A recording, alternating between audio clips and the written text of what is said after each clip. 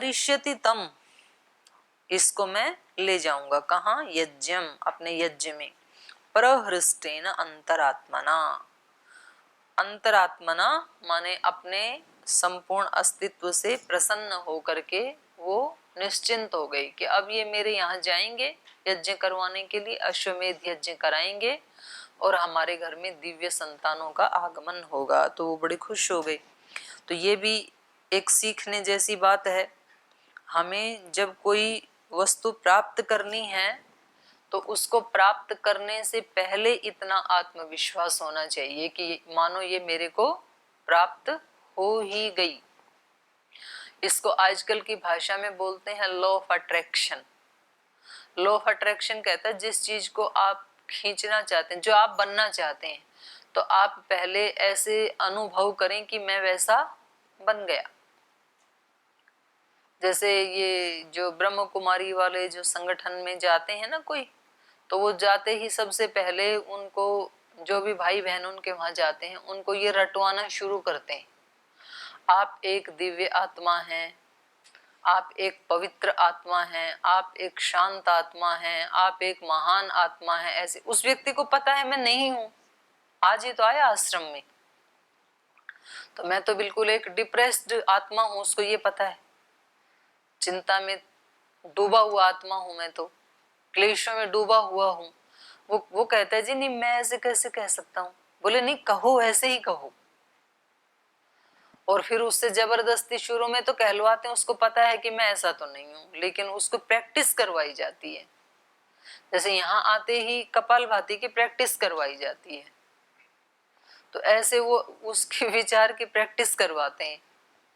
और फिर करते करते करते करते कुछ वर्षों में उसको यही लगने लगता है मैं ऐसे ही हूं। तो इसको आजकल बोलते हैं लॉ ऑफ अट्रैक्शन। आपको जो बनना है आप समझो कि आप वैसे ही हैं। आपको समाधि लगानी है तो आप समझो कि आप एक समाधिस्थ व्यक्ति हैं। अब समाधि लगाने के बाद व्यक्ति कैसे काम करेगा, वैसे करना शुरू कर दो।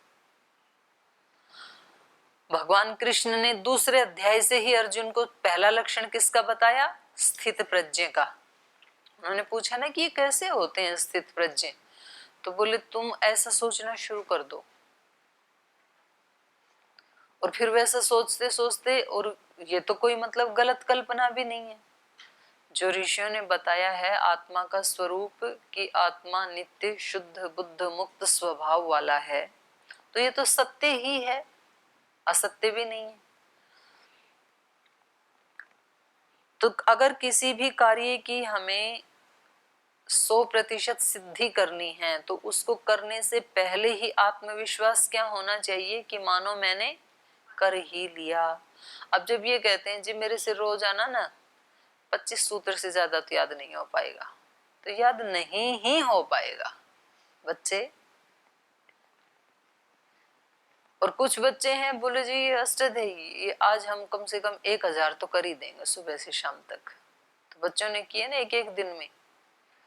अरे नचिकेता ने पूरी गीता याद कर दी, इससे बड़ा चमत्कार और क्या हो सकता है। कहाँ है नचिकेता जी, यही बैठा है देखो। जब इसने सोचा मैं याद कर सकता हूं तो कर दिया, उससे पहले नहीं सोचा था तो नहीं हुआ। तो कोई भी ऐसा काम नहीं है जब व्यक्ति सोच ले कि ये मैं नहीं कर सकता हूँ, ये मैं कर सकता हूँ और उससे ना हो, ऐसा नहीं है। लेकिन पहले हमारा मन ढीला ढाला रहता है कि पता नहीं होगा नहीं होगा, कोशिश करता हूँ जी, देखता हूँ जी, करके देखता हूँ। ये कोशिश है, ये बड़ी खतरनाक चीज है।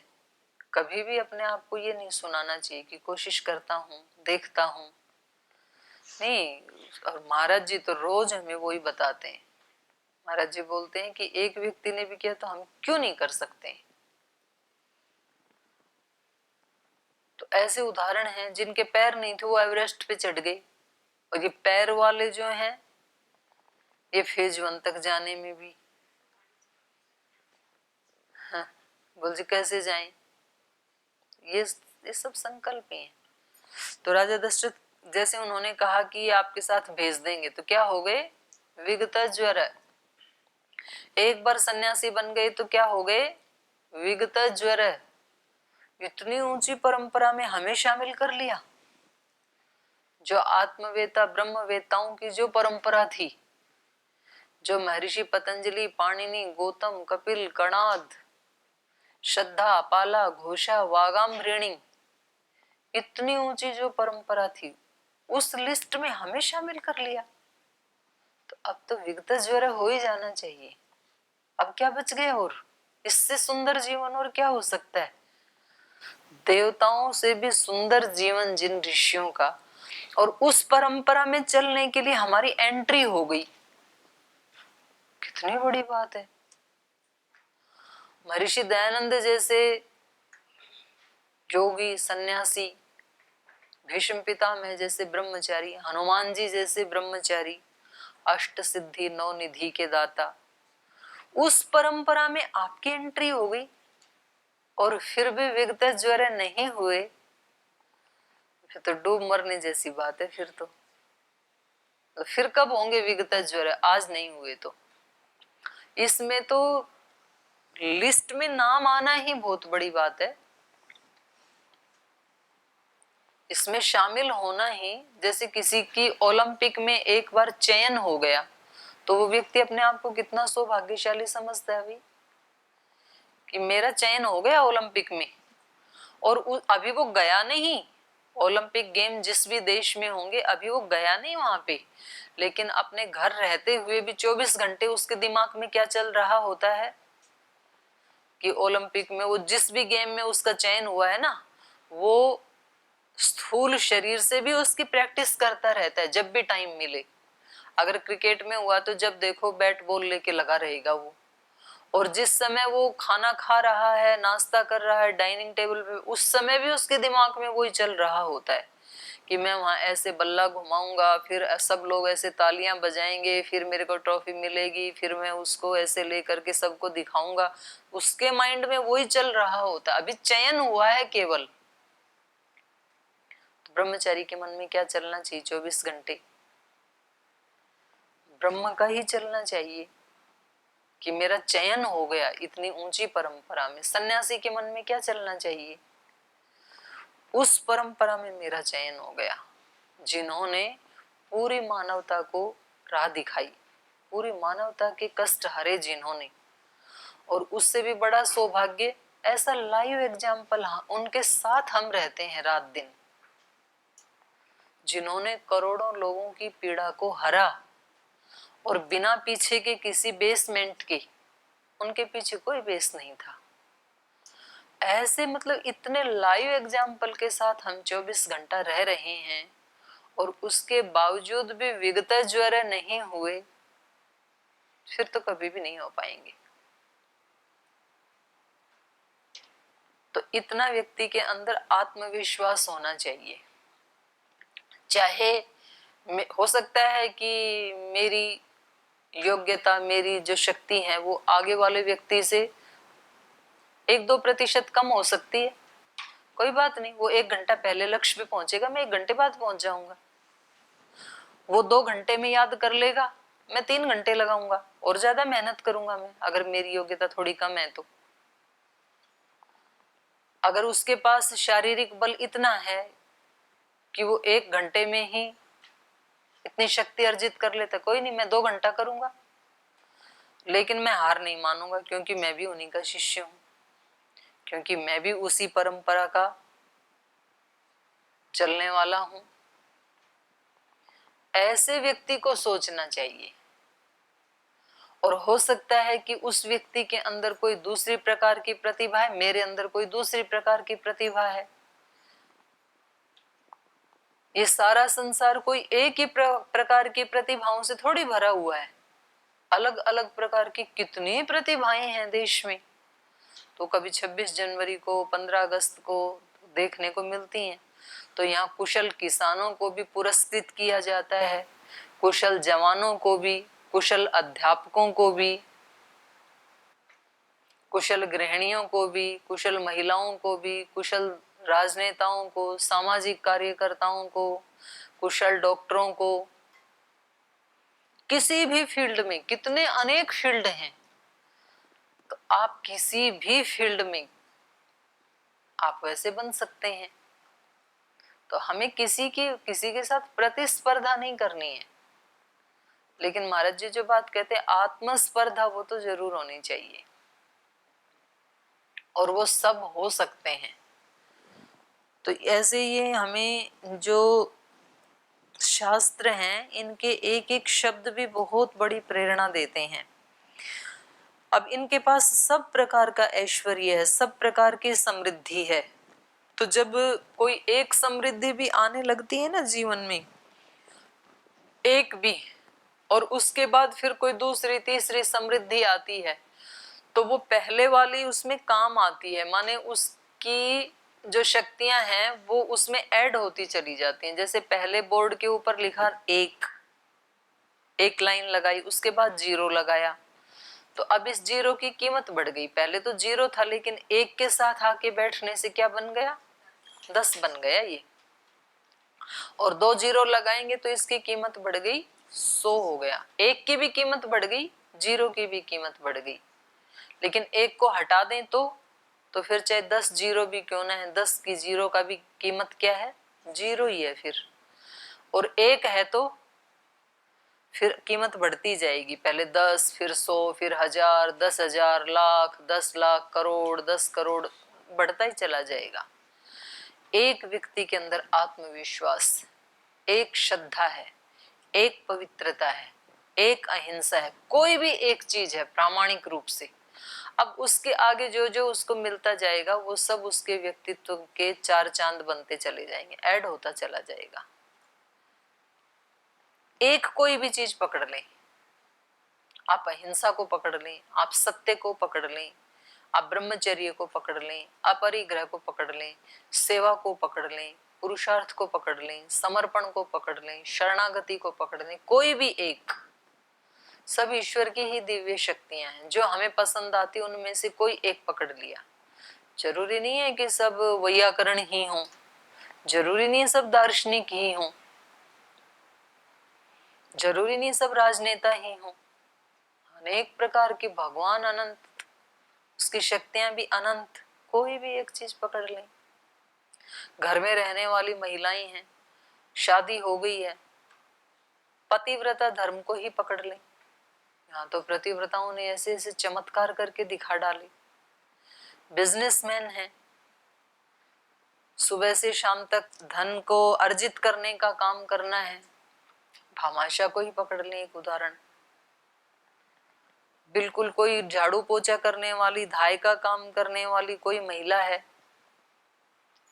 पन्ना धाय को आदर्श बना लें, उसको ही अपना भगवान समझ लें, अपनी साफ सफाई को, किसी के बच्चे का पालन पोषण करने को। कहीं भी व्यक्ति किसी एक गुण को पकड़ करके उससे वो अनंत को पा सकता है। एक छोर हाथ में आना चाहिए तो फिर पूरा का पूरा अनंत हाथ में ही आ जाता है। साड़ी का एक पल्लू, चद्दर का कटी वस्त्र का एक पल्लू हाथ में आया तो पूरा का पूरा कटी वस्त्र ही हमारे हाथ में आ जाता है फिर।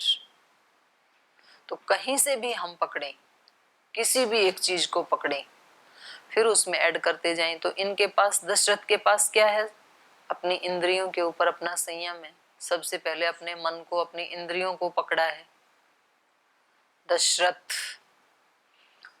समृद्धि है राज्य में, मैंने बताया था आपको 5वां 6वां 7वां सर्ग पढ़ने के लिए, आप उसको पढ़ेंगे ना, इतना सुंदर वर्णन है, मतलब ऐसे पता लग रहा है कि पता नहीं है कि कहीं और किसी दूसरी तीसरी पृथ्वी का स्वर्ग का वर्णन कर रहे होंगे, क्योंकि वो वर्णन पढ़ते समय मैं वहां देवप्रयाग थी।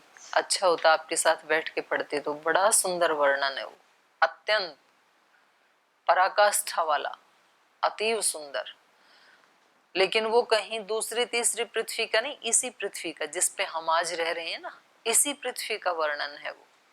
तो इतना सारी समृद्धि इनके पास है, चरित्र की दृष्टि से, धन की दृष्टि से, ज्ञान की दृष्टि से, कर्मकांड की दृष्टि से।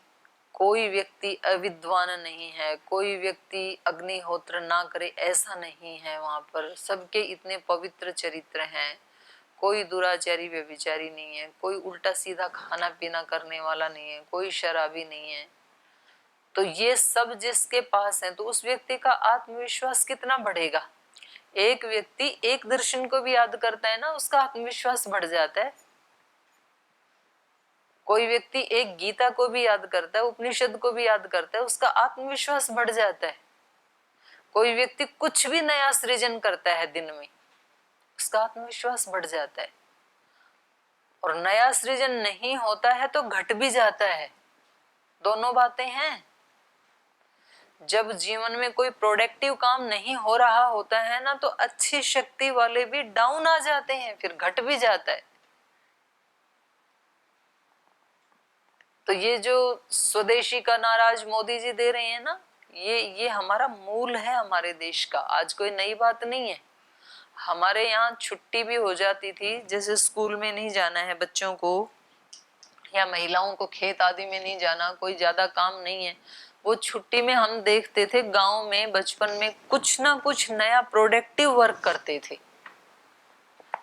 वो हवा करने का वो बनाते थे, पंखी बनाते थे, उसमें धागे लगा लगा करके, फिर उसमें घुंघरू लगा के, फिर उसमें नए नए कपड़े लगा के, उसके डिजाइन बना के, दोपहर में पूरे लगे लगे दोपहर में एक पंखी तैयार कर दी।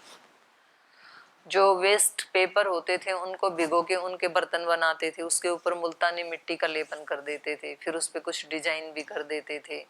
सर्दी के ऋतु में तो स्वेटर बनाते थे, कोई दरी बनाते थे, कोई खेस बनाते थे, ओढ़ने वाले कपड़े बनाते थे, जूते बनाते थे, बच्चे मिट्टी के खिलौने बनाते थे अपने ही घरों में। कुछ ना कुछ प्रोडक्टिव वर्क। गेंद बनाते थे बच्चे, ऐसे नहीं लाते थे बाजार से, कपड़े इकट्ठे कर करके उसके अंदर कुछ और लगा लगा करके। छोटी बेटियां तो गुड़िया बनाती थी अपने घर में, अभी खरीद लाते हैं वहां से, चाइना वाले बनाते हैं, हम खरीद लाते हैं। महा आलसी हो गई। तो उससे दो लाभ होते हैं, अर्थव्यवस्था तो बचती ही बचती है, मन की प्रसन्नता बचती है। बड़ी बात ये है, प्रोडक्टिव काम करके व्यक्ति का आत्मविश्वास बढ़ता है, प्रसन्नता बढ़ती है। डिप्रेशन तो कोसों दूर रहेगा उस व्यक्ति से जो नया प्रोडक्ट कुछ उत्पन्न करेगा। तो कुछ, या तो कुछ नया बनाएं, या तो कुछ नया याद करें। कुछ तो नवीनता होनी चाहिए, नूतनता होनी चाहिए जीवन में। पर्व त्योहार भी क्यों मनाते हैं आखिर हम? नूतनता आती है और नूतनता से खुशी मिलती है। और जब नूतनता नहीं होती है तब व्यक्ति ये भाषा बोलता है कि मैं बोर हो गया, मैं डिप्रेस हो गया, क्योंकि नया है ही नहीं कुछ भी। तो नया तो मिलना चाहिए मन को। जो ऋषि हैं, योगी हैं, वो नए कपड़े नहीं पहनते, नए खाना नहीं खाते, वो अपने अंदर नई नई खोज करते हैं। आज हमने मन के एक स्तर को जाना, आज हमने मन से उससे भी डीप एक स्तर है, उसको उच्चतर मन कहेंगे, उसको हमने जाना। आज हमने उससे भी गहराई में एक और मन है, उसको अवचेतन मन कहते हैं, आज हमने उसको जाना। वो ऐसी खोज करते हैं अंदर, तब तो वो आनंद में रहते नहीं हो तो बोर हो जाएं फिर। जितना विशाल संसार बाहर है, व्यक्ति कितनी भी नई नई खोज करता रहे, बाहर कभी उसका अंत नहीं आएगा। उतना ही अनंत संसार अपने अंदर भी है। इसलिए योगी कभी बोर नहीं हो सकता। कितनी भी खोज करता जाए करता जाए करता जाए, फिर भी वो कहेगा कि अनंत है अभी जानना। जो मैंने जाना है वो तो बहुत कम है, वो तो कण मात्र है। क्योंकि वो जैसे आगे बढ़ता है तो अनेक उसके सामने वो खुलते जाते हैं विराटताएं। तो उसको लगता है कि जो जाना ये तो बहुत कम है, ये तो आगे तो बड़ा विराट है, अनंत है ये तो जानने योग्य। तो ऐसे संसार में होता है। व्यक्ति ने 10, 20, 50, 100, 200, 1000 से शुरू किया कोई कार्य, और उसके बाद फिर वो लाखों में, करोड़ों में, अरबों में, खरबों में पहुंचता गया। फिर उसको पता लगा अनंत है अभी तो हम एक गांव की नहीं, हम पूरे जिले की सेवा कर सकते हैं। जिले की नहीं, पूरे प्रांत की कर सकते हैं। प्रांत की नहीं, हम पूरे राज्य की, राष्ट्र की कर सकते हैं। राष्ट्र की नहीं, पूरी पृथ्वी की सेवा कर सकते हैं। कृण्वन्तो विश्वमार्यम। तो क्योंकि विराट है ये तो अस्तित्व, बाहर वाला भी अंदर वाला भी। तो जिसको, इसलिए महाराज जी इस बात को बहुत बल देते हैं, प्रोडक्टिव वर्क। अखंड प्रचंड पुरुषार्थ तो करना है, लेकिन वो पुरुषार्थ किस में होना चाहिए? सृजनात्मकता में होना चाहिए। इसलिए ये बहुत अच्छी आत्माएं हैं जो रोज नया नया याद करते हैं। आप कम कर सकते हो ना, एक श्लोक करो, कोई बात नहीं है, एक तो करो, आपको खुशी मिलेगी, अपनी खुशी के लिए करो, दूसरे ने बता दिया इसलिए नहीं। तो पहले जो अपने भाई सेवा वाले थे ये रोजाना एक श्लोक याद करते थे, अब फिर छोड़ दिया।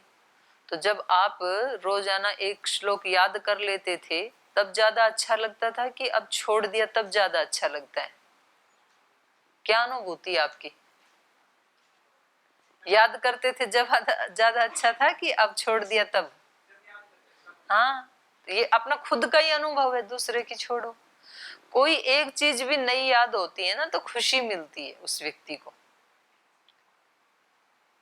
अच्छा, कुछ फिर मतलब ऐसे भी होते हैं रोगी दिमाग वाले, और दूसरे को भी छूत की बीमारी लगा देते हैं।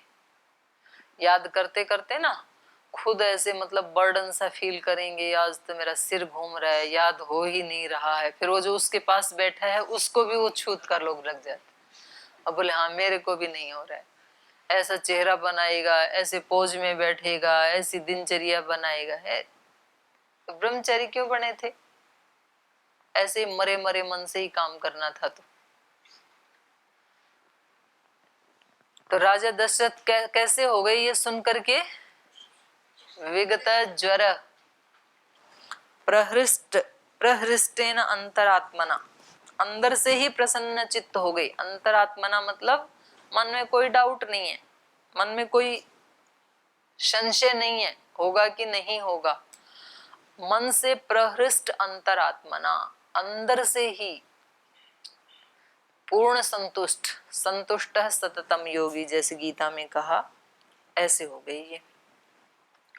तम च राजा दशरथो यशस्कामः कृतांजलिः ऋष्यशृंगं द्विजश्रेष्ठं वरयिष्यति धर्मवित् यज्ञार्थं प्रसवार्थं च स्वर्गार्थं च नरेश्वरः लभते च सतं कामं द्विजमुख्याद्विषाम्पतिः। तम च राजा दशरथ यशस्कामः कृतांजलि ऋष्यशृंगम द्विजश्रेष्ठम वरयिष्यति। तो धर्मविद राजा दशरथ, जो धर्म को जानने वाले राजा दशरथ हैं, वो कृतांजलि हाथ जोड़ करके और ऋष्यशृंगम द्विजश्रेष्ठम वरयिष्यति इसका वर्ण करेंगे। तो ये एक परंपरा होती है, मतलब उसको मन में तो जैसे आ ही जाता है भाव, फिर उसको बोला भी जाता है कि हमने आपका वर्ण किया है, ब्रह्मा के रूप में, ऋत्विक के रूप में, ऐसे बोला जाता है। तो ये एक कर्मकांड की प्रक्रिया भी है। और वो कहता है कि हाँ मैं आपके इसको स्वीकार करता हूँ। वो कहते हैं हम आपका वर्ण करते हैं, वो कहते हैं आपने हमारा वर्ण किया, आपके इस वर्ण के कार्य को हम स्वीकार करते हैं। तो दोनों बंध गए ना एक दूसरे से। तो मन मन में था तो बोलते आपने तो बताया नहीं कि आपने हमारा वर्ण किया है ब्रह्मा के रूप में। और वो यदि ना बोले तो बोले मैंने बोला थोड़ी था, आपने तो वर्ण कर लिया, पर मैंने उसको स्वीकार किया या नहीं किया, मैंने बोला थोड़ी था ऐसे। तो ये बोलना भी होता है। तो अब आगे ये क्या करेंगे, ये बात सनत कुमार जी सुना रहे हैं ना ऋषियों को। तो कह रहे हैं कि जब वो इस तरह से हाँ भर देंगे तो राजा दशरथ जो धर्मविद हैं वो हाथ जोड़ करके कृतांजलि बद्ध हो करके उस यश की कामना करने वाले जो राजा दशरथ हैं वो द्विज श्रेष्ठम ऋषशृंगम वरयिष्यति उसका वर्ण करेंगे। किसके लिए? यज्ञार्थम, यज्ञ के लिए, प्रसवार्थम, पुत्रों की उत्पत्ति के लिए, स्वर्गार्थम च, और उसके बाद भी स्वर्ग को जाएं। देखो एक साथ 3 काम हो जाएंगे, यज्ञ भी हो जाएगा, बच्चे भी आ जाएंगे घर में, दिव्य आत्माएं भी आएंगी, और बाद में स्वर्ग की प्राप्ति भी होगी। तो ऐसा काम तो करना ही चाहिए। लभते च सतम कामम द्विज मुख्यात विषाम्पति, तो वो उनसे अपने जो अभिष्ट वस्तु हैं, कामम, कामम माने अभिष्ट वस्तु, तम कामम द्विजम द्विज मुख्यात विषामपति, वो जो मुख्य द्विज हैं माने जो ब्रह्मा हैं, उनको प्राप्त करके अपनी मनोकामनाओं को लभते, उसको प्राप्त कर लेंगे ये। तो ऐसे ये सुना रहे हैं नारद जी, नहीं कौन, सनत कुमार जी। सनत कुमार जी अपने शिष्यों को सुना रहे हैं और उसी कथा को वहां से उठा करके सुमंत्र राजा दशरथ को सुना रहे हैं कि ऐसे उन्होंने पहले ही कह दिया था। जो आज हमारे यहाँ घटित होने जा रहा है, इसकी उद्घोषणा वर्षों पहले ही पुराणों में सनत कुमार जी ने कर दी थी, तो उसको आप सुन लीजिए। तो इसको आज यहीं विराम देते हैं, शेष कल चर्चा करेंगे।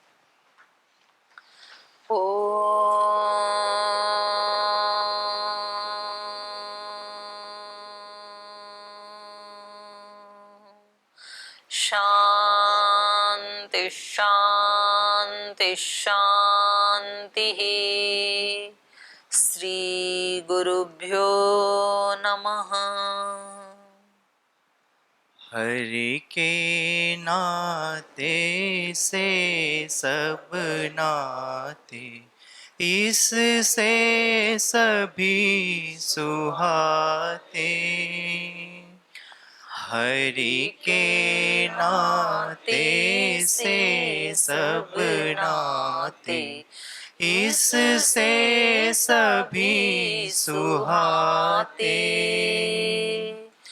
किस से वैर करेंगे प्यारे, विविध रूप धर आते।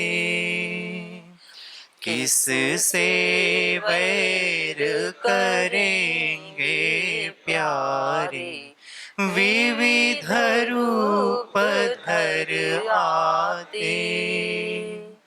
स्वार्थ बिना जो सबकी सेवा, करते नहीं अघाते। स्वार्थ बिना जो सबकी सेवा, करते नहीं अघाते। पर दुख दुखी सुखी पर सुख में, वो जन हरि को भाते। पर दुख दुखी सुखी पर सुख में, वो जन हरि को भाते।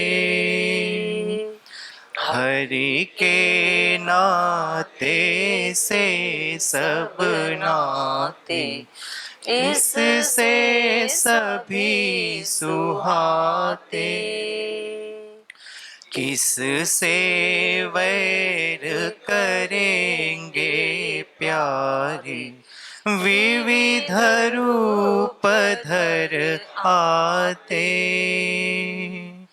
विविध रूप धर आते। विविध रूप धर आते। ओम श्री गुरुभ्यो नमः।